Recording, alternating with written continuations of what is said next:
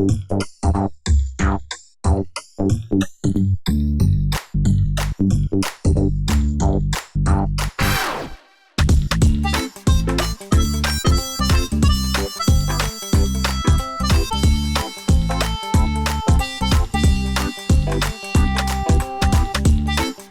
what do you think of the food, guys?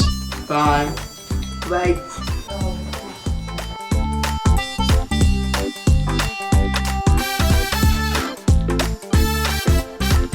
So, Josh, how old are you? 16. 16? Yeah. So I guess you've had several girlfriends already. Yes, I have.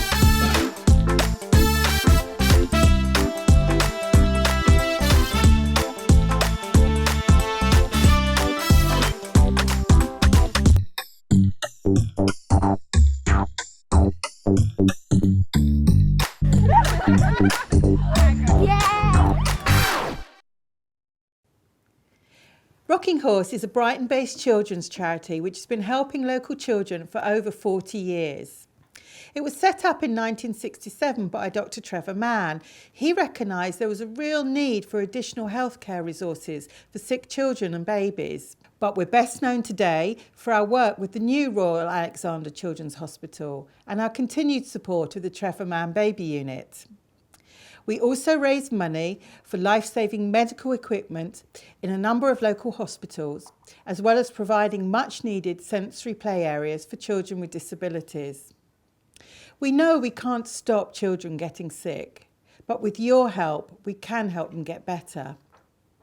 We don't receive any government funding, so we rely solely on the generous support of people like you.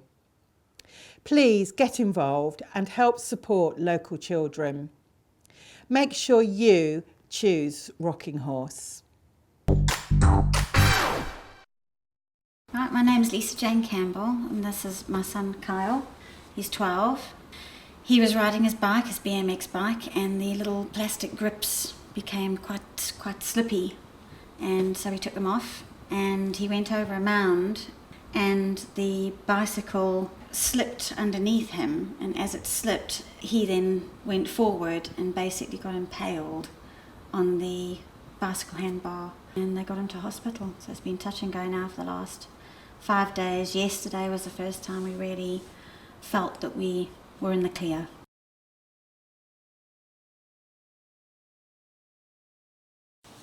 I'm Debbie and this is Luke. Luke's nearly 9 years old. He was diagnosed at 4 weeks old with problems with his heart, and then at a year old with cystic fibrosis. He's got neuropathic bladder and bowel and needs cathetered, and he's tube fed. Rockinghorss is invaluable to keep Luke happy. He uses the facilities all the time and the toys. We've also know people that do fundraising and have supported the charity ourselves by making donations of toys over the years and videos. Brilliant charity. Need lots of money to provide the toys and facilities for the children, because I just think it makes it so much nicer for them when they can come into hospitals and have a lot of the stress taken away. And as a parent, it makes it so much easier for us to know that that bit of pressure's been taken away. I'm Katie, this is Tyler. He was born on the 6th of April 2011. He was 10 weeks premature, was born at 29+5 by emergency caesarean. All quick in the making. Trevor Mann staff have been absolutely fantastic. Rockinghorse Foundation is absolutely fantastic. People need to support doing anything they can possible, whether it be from making cakes to a car boot sale. They can raise, even if it's a fiver does go a long way. It can buy nappies, it can buy cotton wool, it can buy absolutely anything. Also going towards buying really specialised equipment. If it weren't for these equipment, then Tyler wouldn't be here. That's all I can say. My name's Dr. Ryan Watkins and I'm a consultant neonatologist here on the Trevor Mann Baby Unit in Brighton. We run the neonatal service here on the Royal Sussex County site and at the Princess Royal Hospital site in Haywards Heath. We're the regional neonatal intensive care unit, providing the full range of medical and surgical intensive care for babies who require it, born in Sussex, or sometimes in Surrey and Kent as well. And we look after about 550 babies every year, from babies born as early as 23 weeks up to term babies and including all babies who require any sort of medical support or surgery. We're always very grateful on the Trevor Mann Baby Unit for the support we receive from the RockingHorse Charity. As you might imagine, the field of neonatology has progressed a lot in the last 10 or 20 years and continues to do so. So we're always looking for donations to support the purchase of new equipment and better equipment that better enables us to look after the most vulnerable patients in our care. Okay, I'm John Casely. I'm the neonatal technician on the Trevor Mann Baby Unit. My job involves troubleshooting on the devices and helping maintain the ventilators and incubators and other devices we use to help the babies get better as quickly as possible. As part of my job, I'm asked to find and source pieces of kit which would make our life easier, and the RockingHorse is very good at providing us with plenty of money for us to spend, and I'm the one who has to come up with the ideas we spend. Some things RockingHorse has bought us is a ventilator, some monitors, a device for being able to check babies' veins, the patency of babies' veins and this blood flow going through them. And the latest device the RockingHorse has kindly bought us is this vein finding device. Obviously in little babies the veins can be quite deep and quite hard to see and quite hard to find, and sometimes we end up puncturing the babies 3 or 4 times to try and find one vein. With this device we can get a visual representation of the veins under the skin, and that helps us minimise the trauma to the babies and get the lining quicker and start their life-saving treatments earlier.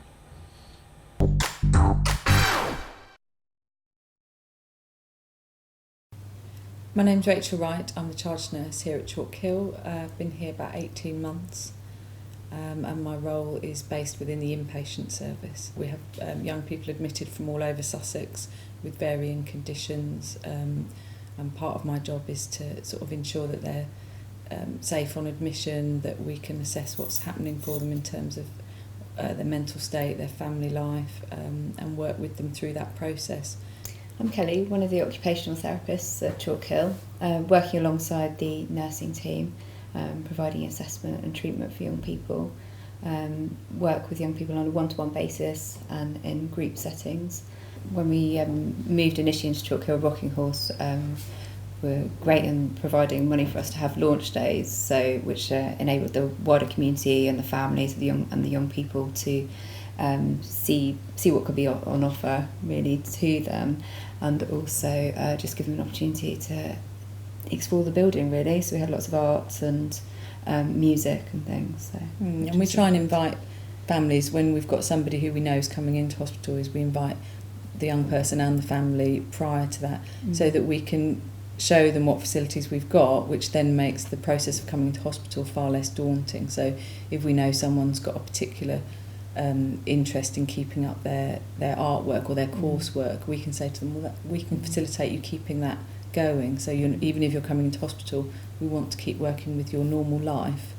We're hoping to, again, like I said, to expand by using some of the money from RockingHorse to include singing and more art-based stuff, and to extend it to the early evenings for the young people as well, so it's across the whole day. So we've been really lucky to receive such an excellent resource, but I think it's something that is a continuing need, so we need it to keep on coming. It's great. James was born in 6th of July 2000, and he's our first child, one of 3. Obviously, like any parent, greeted with the news of, fantastic, Elaine was expecting, and we were going to have a baby, and we didn't know the sex of the child, what it was going to be, didn't want to know, just happy that we were going to be parents. And when he was born, everything seemed fine, although Elaine did have a traumatic birth, and with hindsight afterwards, we probably thought that was due to his learning difficulties. And it was about 3 months really when Elaine, she was the first to sort of say that she thought there was something different, and I just put it down to, oh, don't worry, stop comparing against other children, James is fine. And it went through the stage of him not holding his head up correctly at 3 months. And then when he got to about 5 to 6 months and he wasn't sitting properly, more concerns started to come out. And she went to see the GP and he said, well, I don't think there's anything wrong with James, but if you're really that concerned, we'll send him to a paediatrician for a referral.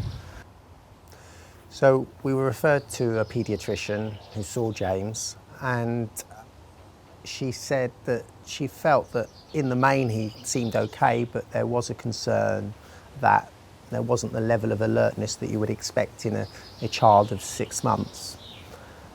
So she kept James on her books to see and wanted to monitor his progress as time went on.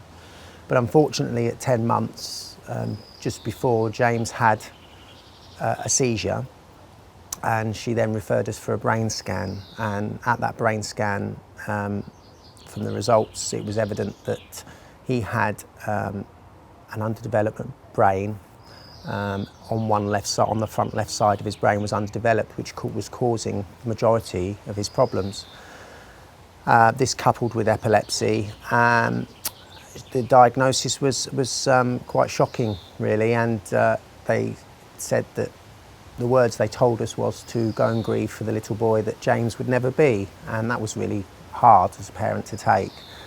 He goes to a couple of respite places, one that is we have to pay for ourselves, and another one which is funded through the trust, and that's how we came to learn about Beech's Respite Centre. It soon became apparent from visiting Beech's and seeing how James loves coming here and what a fantastic place is, that all my worries were put aside, really. He really enjoys coming here. He's learnt new words just from coming to Beech's. When he comes for tea visits now and you say to him, "You're going to Beech's tonight, James," he automatically comes out with the word tea for tea visit, which is fantastic. And he comes in, the people welcome him, say hello, and he goes up to them. He loves taking people for walks, so automatically he'll grab any of the carers' hands and say walk or walk here, which is another word that he's sort of developed since he's been at the respite place. I'm currently sitting in the soft play area at Beech's Respite Centre, and what we want to do through RockingHorse is raise enough funds to build a fabulous new sensory room for all the children that use the centre on a day in, day out basis. So what does the sensory room do for the children? Well, like James, most of the children with special needs learn through cause and effect, sensory, touch, feeling, and a sensory room will provide that. So to give them a sense of independence, to show that they'll do something and they'll have an effect from it. So there'll be lots of big large push buttons where they can touch it and a light will come on, and that will help them learn and develop that what they do has an effect. There'll be lots of sensory material in there that they can touch and feel and describe. It'll help their vocabulary, because through them touching the different sensory items and objects in there, they will be able to say that, you know, the feeling and what it feels like. And I just know it will be fabulous and really give them that opportunity to develop and learn, but also importantly have fun. Hello, I'm Nicholas Owen. I live just round the corner here. Now, when I'm not mucking about on the telly, I do get to do some other nice things. And one of the nicest last summer was to come here to the Beech's to launch their sensory room. What a wonderful place. I had great fun in it myself. Bouncing on the balls there was things to come off the walls. Oh, it was just terrific. But the best thing about it, of course, was seeing the children enjoying it, bringing something special for them, the biggest smiles you can imagine.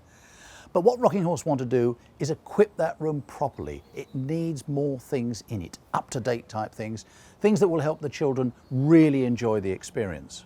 So they need about £75,000. Now, I know competition for funds is terrible. Everybody's finding money short, but please do consider contributing to this. Can I just say, on behalf of the children, in advance, do help us, and thank you.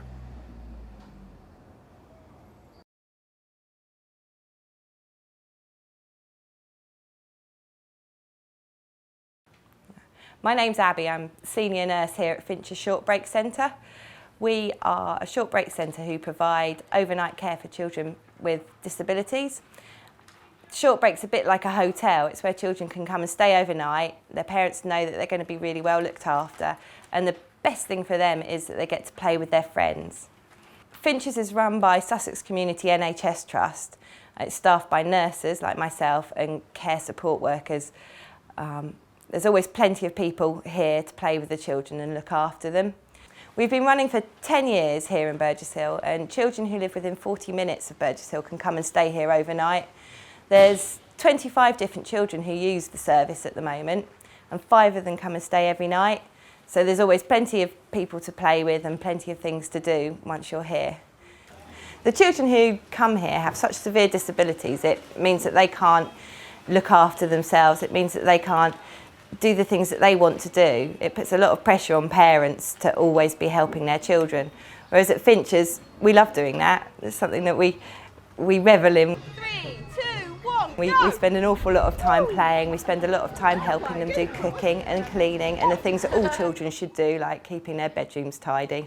About 4 years ago, we looked around Finch's and we realised that we had everything we wanted inside Finch's. We had our ceiling tracking hoist and our clever bits of equipment that could help the children play in here.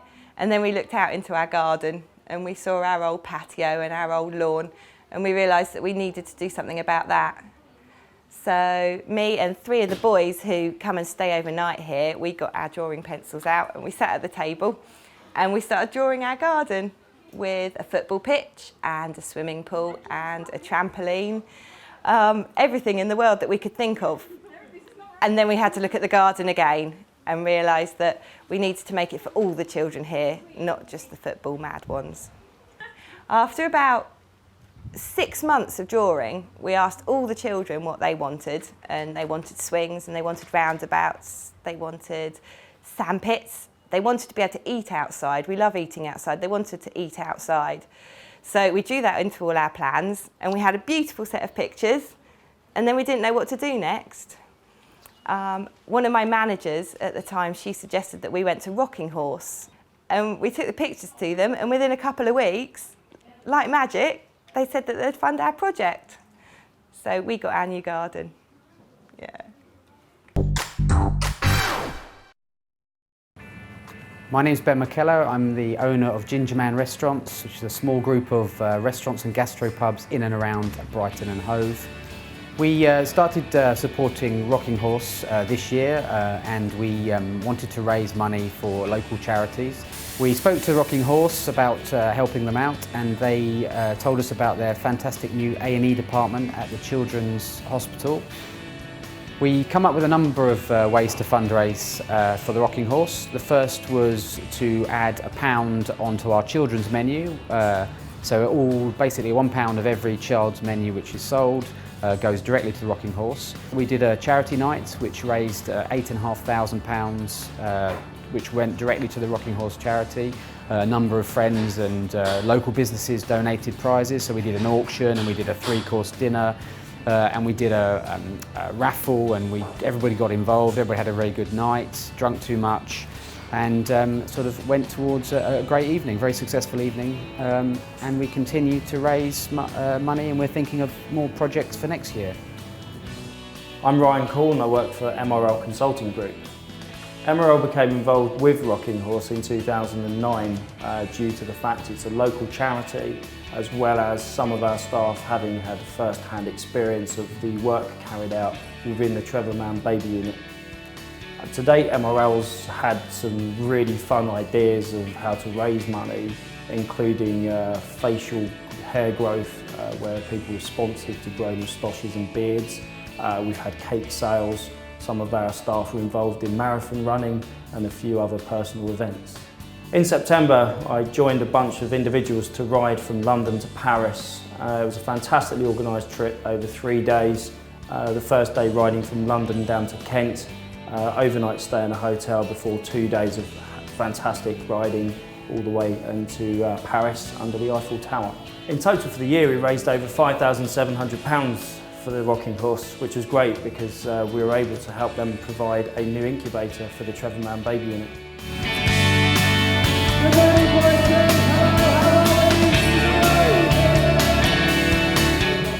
Choose life. Choose life.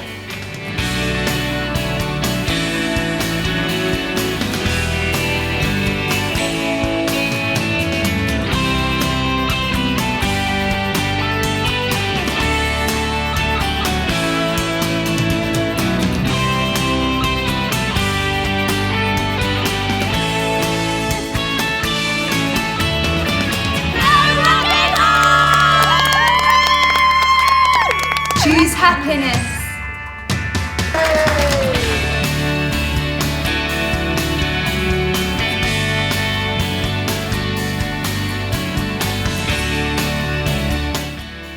Choose fun.